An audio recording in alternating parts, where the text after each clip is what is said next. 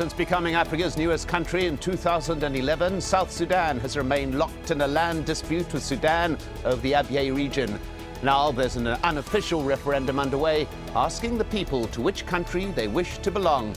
A way to resolution or another flashpoint in the relationship between South Sudan and its northern neighbour. This is Inside Story.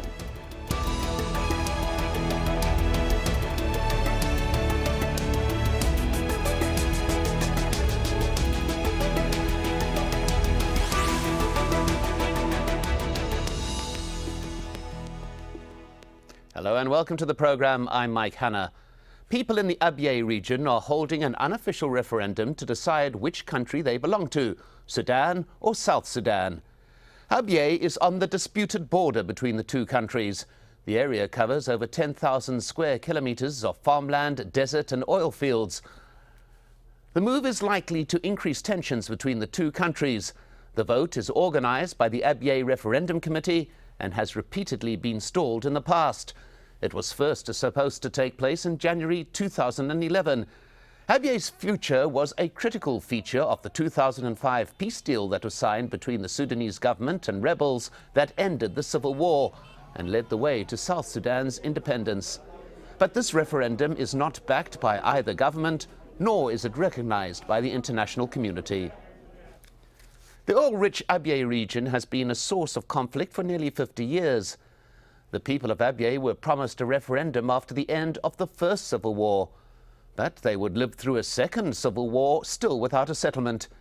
In 2005, a peace agreement between Sudan and South Sudanese rebels ended that war. Yet once again, the Abyei question was left unresolved.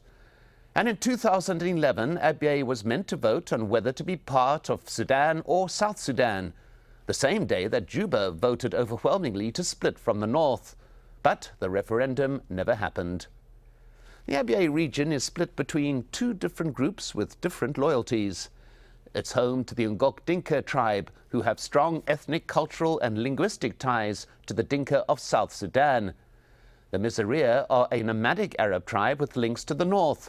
They pass through Abyei and other border areas with their cattle depending on the season. The Mizrahi have strongly opposed the unofficial referendum. But for the Dinka tribe, it's a historic opportunity, and some 100,000 people have returned to Abyei to take part in the poll. Well, for more of this, I am joined by our three guests. From Abyei, Luka Biong, spokesperson for the Abyei Referendum High Committee. He's also a fellow at the Carr Centre for Human Rights Policy.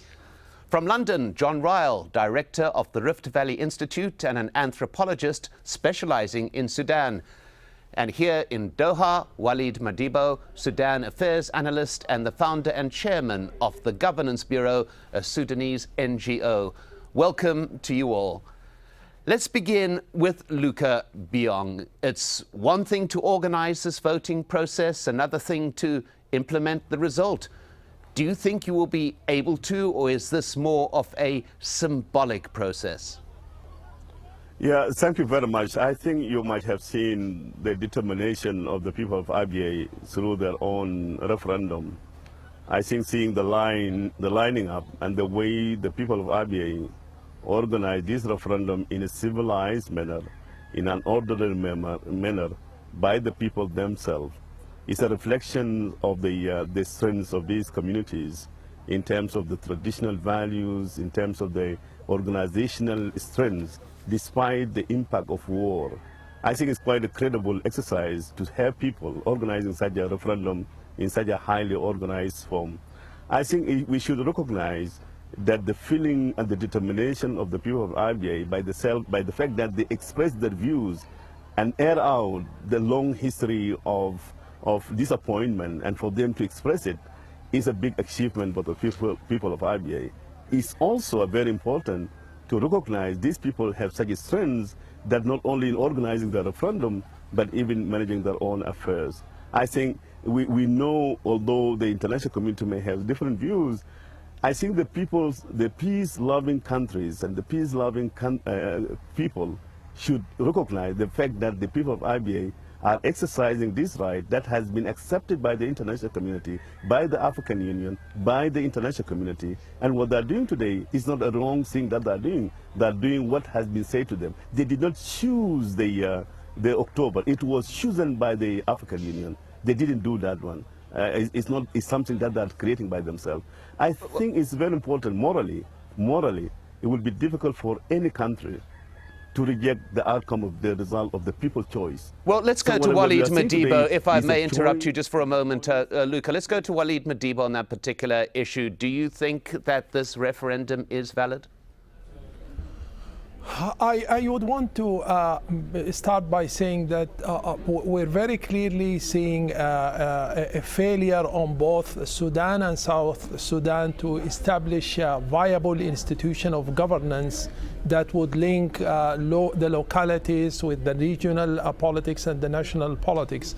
But if you look at the case of Sudan, the government has been dragging its feet forever, and it has totally refused to comply with whichever decisions, either from The Hague or from reconciliatory efforts on the ground, or even suggestions and directives from the African Union and the international community. So from the side of the government of Sudan, you don't see any compliance, nor are they offering any alternatives. I mean, they cannot continue to drag their feet and not offer any solutions. At some time, they have totally abstained from any negotiations with the government of South Sudan.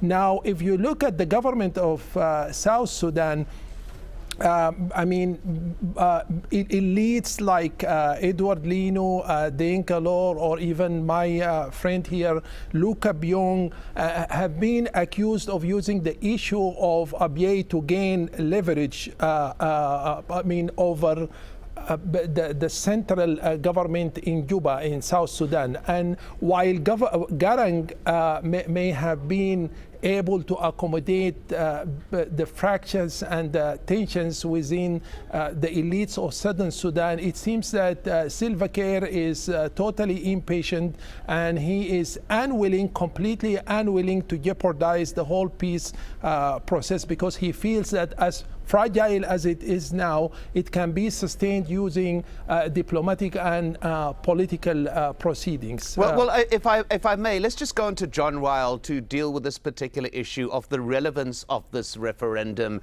given that it is opposed by so many factions. Well, I think certainly we should congratulate the people of Abyei for conducting a peaceful referendum. All credit to them. And it's the culmination of a very long aspiration, because this issue goes back many years to the colonial period. But it is unfortunately true that it's unlikely to be recognized by anybody, and so it's not really going to solve the problem. I think it is important that we see that there's a recognition of what the Ngok Dinka inhabitants of Abyei want, and I think really the outcome of the referendum is a foregone conclusion, just as the referendum on the independence of South Sudan was. But the issues are not going to be resolved quickly. And I think that we have to think of the interests of the people who use this area. We know what the state's interests are. We understand that quarrel. When you say that Abyei is oil-rich, it's true, of course. This is the standard description of Abyei, although other parts of South Sudan are richer in oil. But for the people who live there, it's water-rich. That's what's relevant. These people are pastoralists. They have to have access to dry season grazing. And that's why there is this local conflict between the Ngok Dinka, whose area it is, who are pastoralists, and the people who live to the north of them, the Humar Miseria, who are also cattle pastoralists, but who live further north in a drier area, and who have to have access to the pastures round the river, which they call the Bahr Arab and the Dinka called Kia River. And so in order to survive, they have to pass through this area to dry season grazing grounds. And this potential conflict has been exacerbated by government, by war, and by the fact that what used to be a state border is now a international boundary. And I think anybody who lives on a border, I think we probably all come from borders. Luka obviously comes from Abyei, and my guess is that Waleed Madibo comes from South Darfur and the other border with South Sudan. I come from the Welsh border with England. If suddenly it becomes an international border and I can't cross it or potentially can't cross it, and if my livelihood depends on access on that movement, then there's going to be trouble. And that's why it's always possible to make trouble in Abyei between the Ngok Dinka who live there and the Miseria who move across it and have to move across it to survive. Well, Luka Biong, if I may pick up on that point with you, that the Miseria, many of them saying they will have nothing to do with this referendum, deeply opposed to it. Yeah, I think we need to clarify this point. The way we are conducting this referendum is based on the Abyei Protocol, the Permanent Court of Arbitration ruling on the area of Abyei as the area of the Ngok Dinka, and the African Union High Implementation Panel proposal that clearly defines who is eligible, the Ngok, the members of the Ngok Dinka, and any other resident who are permanently residing in Abyei area. The nomads, whether from the south or from the north, will not be eligible to be defined as residents. Subsequently, the Miseria are not part of this referendum, but there will be other residents. I think the point is that what we are doing today, we know, and I think thank you very much, John Ryle and the other colleague. I think what we are seeing today is that this is really a people's choice. I think it's the choice of peace, a choice of the stability, a choice of good relationship to Sudan. I think John Ryle knows very well how Abyei contributed massively in terms of consolidating the relation between the two countries. Whatever the choice of the people of Abyei will make today is a choice that is going not to harm anybody. The Miseria themselves, and I would like to remind the people, the very fact that they assassinated the paramount chief of the Dinka Ngok for the first time in the history of these two communities, this is unprecedented. And the people up to now that are still mourning the loss of their paramount chief. And I think the very fact that the Miseria today, they have their own state, we congratulate them for having Western Kordofan. And I think we should not be an obstacle for the Miseria to have their political right. It is equally the same for the people of Abyei to decide about their political status and the future of their area. It should not in any way harm the Miseria. I think the right of Miseria to access water and pasture are guaranteed. We know that one. But there's no way you can impose the future of Abyei to be a hostage by a people who are actually using the resources in Abyei.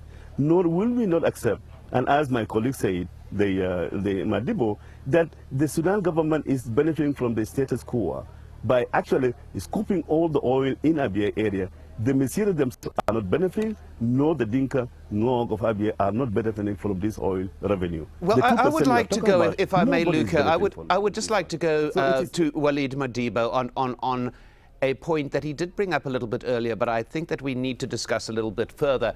Is there any possibility of a lasting resolution without the direct involvement of the governments of North Sudan and of Sudan? Is there any possibility that any resolution can last without their direct involvement and agreement?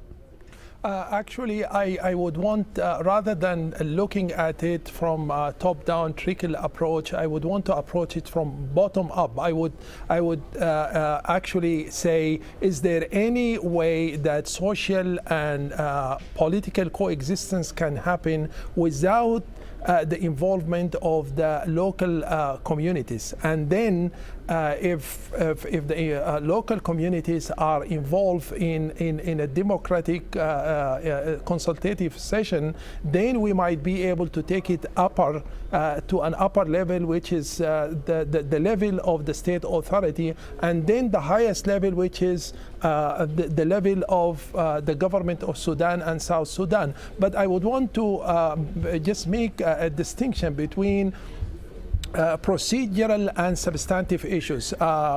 Luka is concentrating much on the procedural issue, but substantively, I think what is obviously a matter of sovereignty has become a political and administrative issue. And I think that the election process, could well serve to be the stimulus to involve, broader sections of the communities in violent struggle.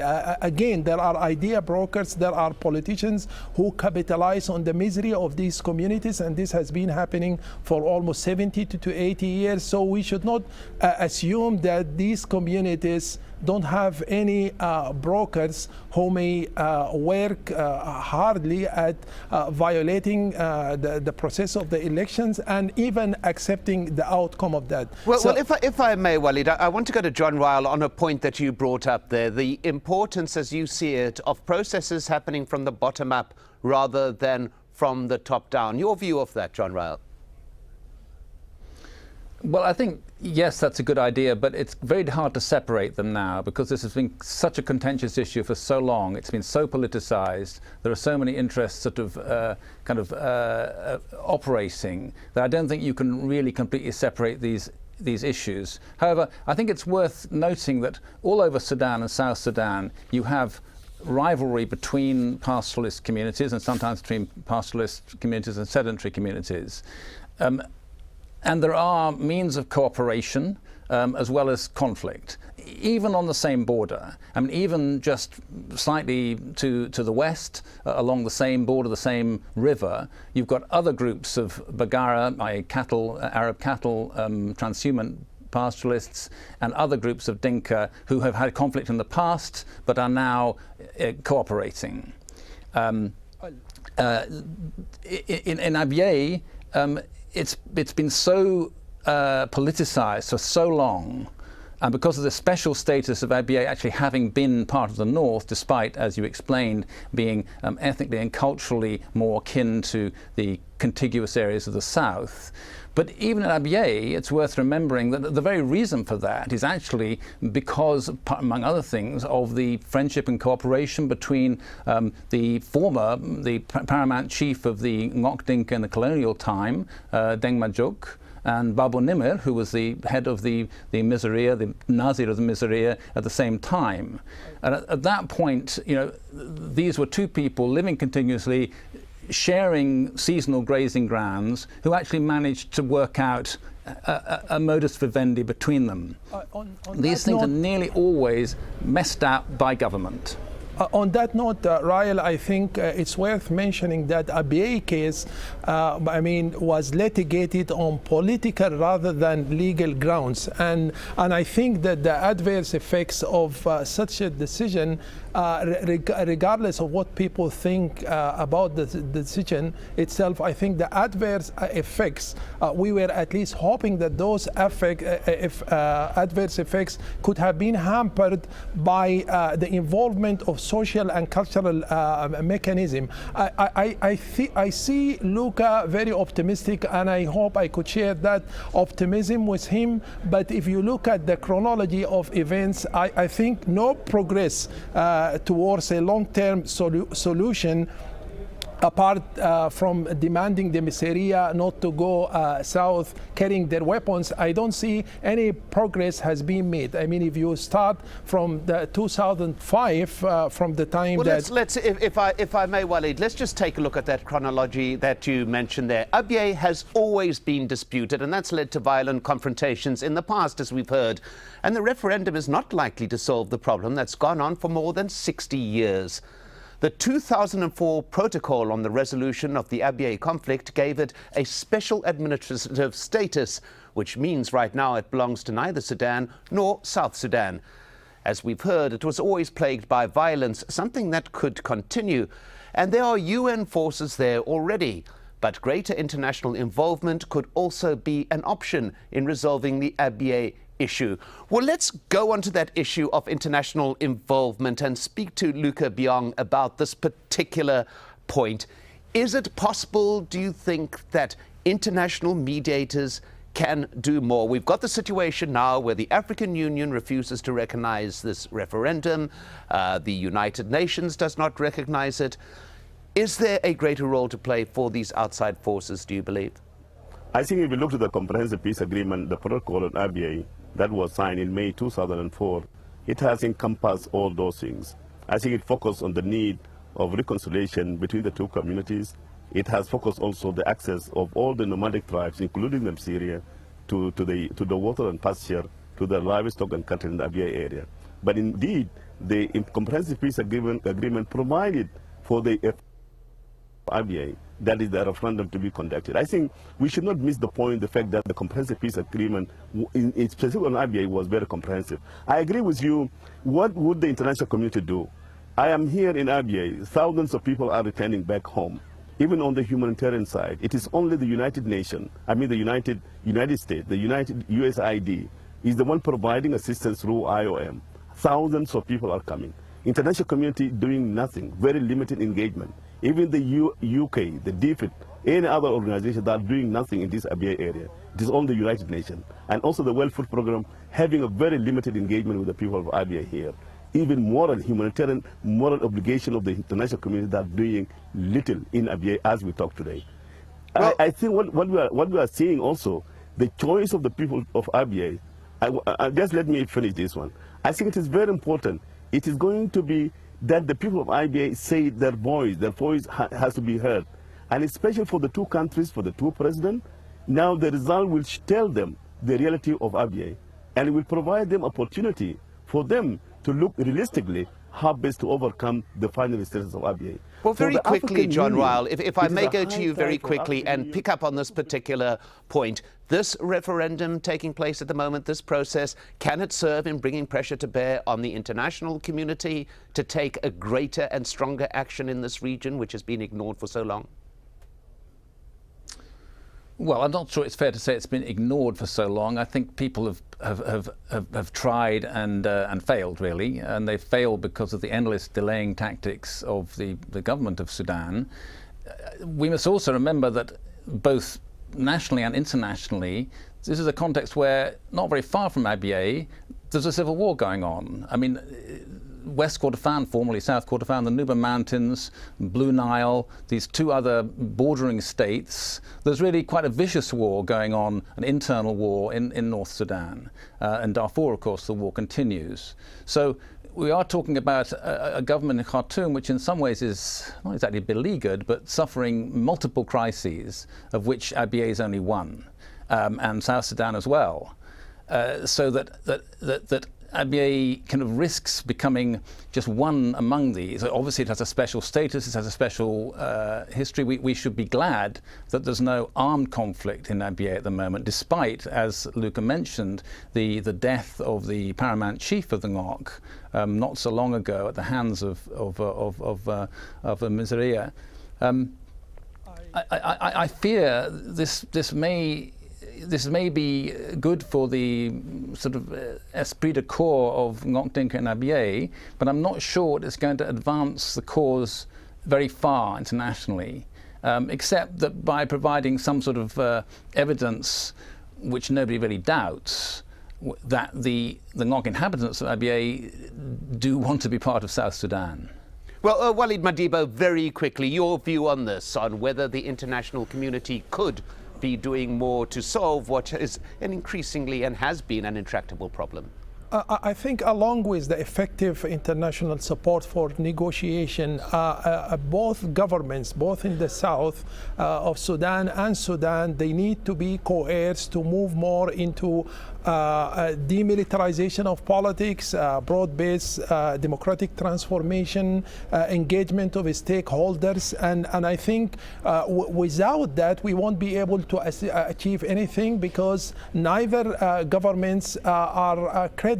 I mean, basically you do have a governance crisis in Sudan and sort of governance failure in South Sudan should this Abyei issue fall out of control. But again, going back to the, I mean, if you just look at the trajectory of events, I don't see how the issue of Abyei can be controlled. At that particular point, I apologize, but that's all we have time for. Thank you to my guests, Luka Biong, John Ryle, and Waleed Madibo. And thank you very much for joining us on this edition of Inside Story. If you want to send us your feedback, just email your thoughts to us at insidestory@aljazeera.net. I'm Mike Hanna. Thanks for watching, and goodbye for now.